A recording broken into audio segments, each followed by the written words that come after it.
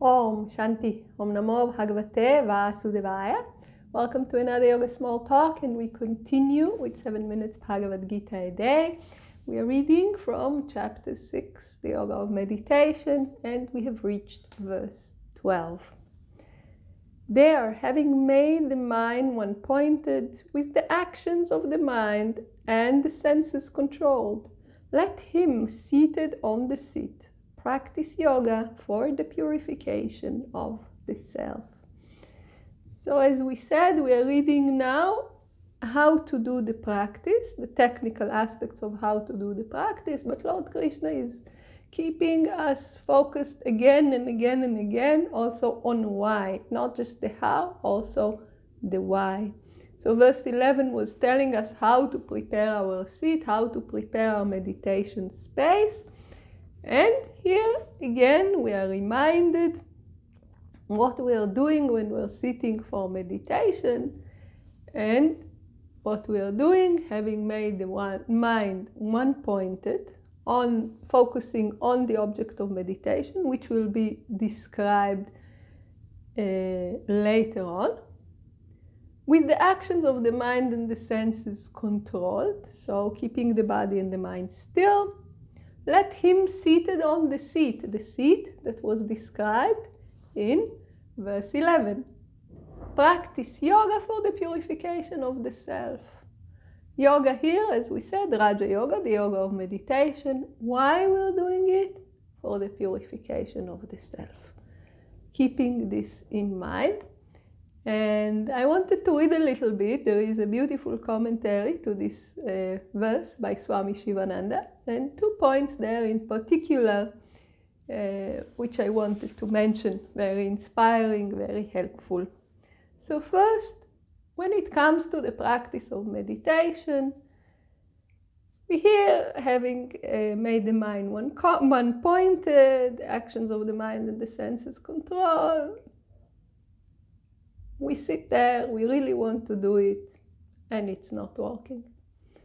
The mind is going in all directions, we try to bring it back, it resists again and again and again. The body is aching, is restless, is doing all sorts of things.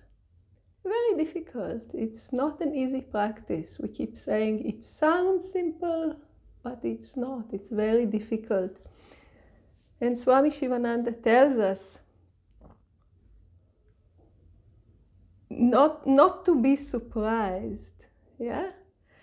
He says, as we start to do the practice, you will find that the trap door of the vast subconscious mind is open, or the lid of the storehouse of thoughts within is lifted up, and the thoughts gush out in a continuous stream. So we want to still the mind, and what we get is an outburst of thoughts. The more you attempt to still them, the more they will bubble up with redoubled force and strength. So this also alludes to the point that we should not be fighting with the mind. We should just be letting them go and bringing the mind back, but without fight, without anger, without force. And the other thing, Swami Shivananda tells us right away, be not discouraged. Nil desperandum. Never despair. Through regular and constant meditation, you can purify the subconscious mind and its constant memories, so its constant thinking habits. The fire of meditation will burn all the thoughts. So this is an imagery that you can take when you go to sit for the practice, that the fire of meditation helps you in burns all the thoughts that you want to get out of your mind. So the meditation is helping the process of meditation. Be sure of this. Meditation is a potent antidote to annihilate the poisonous worldly thoughts. Be assured of this. So through the practice, we advance. Even if in the beginning it looks impossible, and we'll see later on as we read in chapter 6, even Arjuna himself tells Lord Krishna this practice is I don't see it happening. It's impossible. And Lord Krishna answers. We will see it later on. It's a very beautiful and famous dialogue of theirs within chapter 6. But here, Swami Shivananda already gives us a reassurance in advance. Yes, when you sit for meditation, two things happen. First, you become aware of your thoughts. That's the first problem. In the past, they did not bother us. We were not so aware of how many of them run and how much they tax our mind.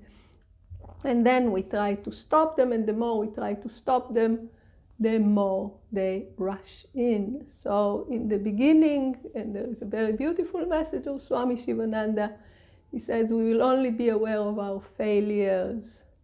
We will only see all of a sudden, it's like turning a spotlight on what the thoughts really do within us. And it can be very scary, it can be very discouraging, and Swami Shivananda tells us, do not despair. Through the practice, you will overcome it, even if it doesn't look like it in the beginning. And then Swami Shivananda gives us another very inspiring description about what the practice should be like. And he tells us, calm the bubbling emotions, sentiments, instincts, and impulses gradually through silent meditation. You can give a new orientation to your feelings by gradual and systematic practice. You can entirely transmute your worldly nature into divine nature. So Swami Shivananda says, can and it should. This is how the practice works. So he's being very gentle and encouraging, and we should understand it as this is what you should be doing when you're practicing. You can exercise supreme control over the nerve currents, muscles, the 5 sheets of the self, emotions, impulses, and instinct through meditation. So through the practice itself, we will reach more and more and more control. And we can be inspired to uncover our divine nature. And after this very beautiful description, Lord Krishna is taking us again to the posture of the body, how to proceed with the practice.